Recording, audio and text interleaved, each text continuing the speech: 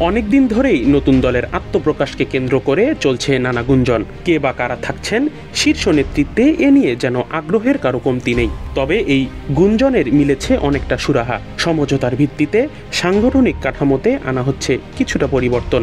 সৃষ্টি হচ্ছে ৬টি শীর্ষ পদের আহ্বায়ক, সদস্য সচিব, মুখপাত্র এবং মুখ্য সংগঠকের পাশাপাশি জ্যেষ্ঠ যুগ্ম আহ্বায়ক ও জ্যেষ্ঠ যুগ্ম সদস্য সচিব নামে ২টি পদ রাখার সিদ্ধান্ত হয়েছে।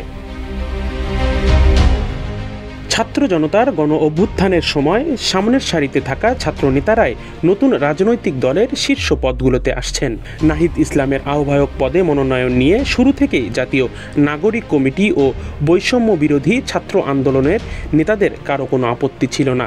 সদস্য সচিব হিসেবে কে আসবেন মূলত তা নিয়ে ছিল মতবিরোধ। তবে সমঝোতার ভিত্তিতে এই পদে আখতার হোসেনের নাম অনেকটাই চূড়ান্ত। রান্নায় আমার ভালোবাসা Jamuna gas stove. Jamuna gas stove, আধুনিক, নিরাপদ ও দীর্ঘস্থায়ী। আসন্ন দলের মুখ্য সংগঠক ও মুখপাত্র পদে দেখা যেতে পারে সার্জিস আলম ও হাসনাত আবদুল্লাহকে। অন্যদিকে জাতীয় নাগরিক কমিটিতে থাকা ছাত্র শিবিরের সাবেক নেতাদের সঙ্গে সমঝোতার ভিত্তিতে জ্যেষ্ঠ যুগ্ম আহ্বায়ক পদে আলী আহসান জুনায়েদের নাম বিবেচনায় আছে।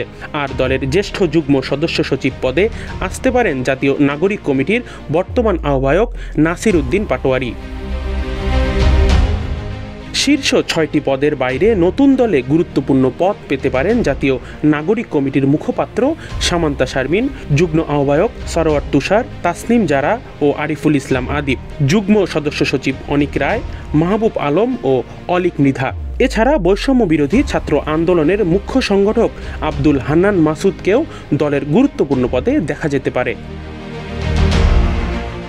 নতুন এই রাজনৈতিক দলের আত্মপ্রকাশের সম্ভাব্য তারিখ ২৬ ফেব্রুয়ারি। রাজধানীর মানিক মিয়া অ্যাভিনিউয়ে দলের আনুষ্ঠানিক ঘোষণা দেওয়া হতে পারে। তবে ওই দিনই অনেক বড় পরিসরে জমায়েত করার পরিকল্পনা এখন পর্যন্ত নেই। নতুন রাজনৈতিক দলের আত্মপ্রকাশের আয়োজন সামনে রেখে জাতীয় নাগরিক কমিটি ও বৈষম্য বিরোধী ছাত্র আন্দোলনের শতাধিক নেতার সমন্বয়ে প্রস্তুতি কমিটি গঠন করা হয়েছে।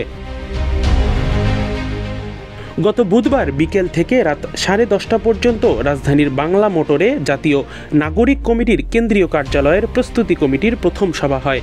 সেখানে ২৬ ফেব্রুয়ারি আত্মপ্রকাশ অনুষ্ঠান সামনে রেখে বিভিন্ন দায়িত্ব ভাগ করে দেওয়া হয়। অনুষ্ঠানের শৃঙ্খলা ও সাংস্কৃতিক আয়োজন সহ বিভিন্ন ধরনের কাজের জন্য কয়েকটি উপকমিটি করা হয় সেই সভায়। তবে গতকাল শুক্রবার রাত পর্যন্ত নতুন দলের নাম চূড়ান্ত হয়নি। খন্দকার পুলক, ইত্তেফাক।